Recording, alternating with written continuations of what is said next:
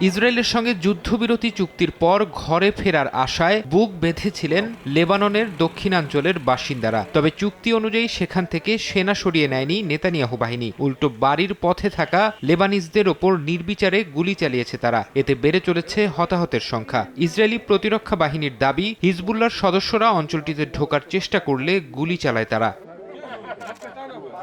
লেবাননের দক্ষিণাঞ্চলে ইসরায়েলি হামলার তীব্র নিন্দা জানিয়েছে হিজবুল্লাহ। নেতানিয়াহু বাহিনীর এ ধরনের হামলা বন্ধ এবং লেবানন থেকে সব সেনা প্রত্যাহারে তেল আবিবের প্রতি চাপ প্রয়োগে আন্তর্জাতিক সম্প্রদায়ের প্রতি আহ্বান জানায় ইরান সমর্থিত গোষ্ঠীটি। অন্যদিকে ইসরায়েলের প্রতি হুঁশিয়ারি উচ্চারণ করে লেবাননের প্রেসিডেন্ট জোসেফ আউন বলেছেন, দেশের সার্বভৌমত্ব এবং ভৌগোলিক অখণ্ডতা নিয়ে কোনো আপোষ করা হবে না।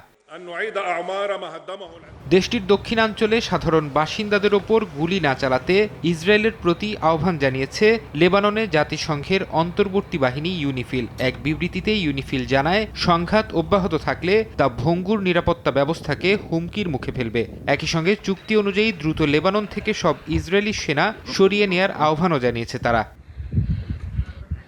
এদিকে ইসরায়েল চুক্তি ভেঙে হামলা চালিয়ে গেলেও লেবাননের যুদ্ধবিরতির সময়সীমা বাড়িয়েছে বৈরুত, তেল আবিব। এক বিবৃতিতে বিষয়টি নিশ্চিত করেছে হোয়াইট হাউস। 18 ফেব্রুয়ারি পর্যন্ত যুদ্ধবিরতি চলবে বলে জানানো হয়েছে। ফরহাদ চৌধুরী, সময় সংবাদ।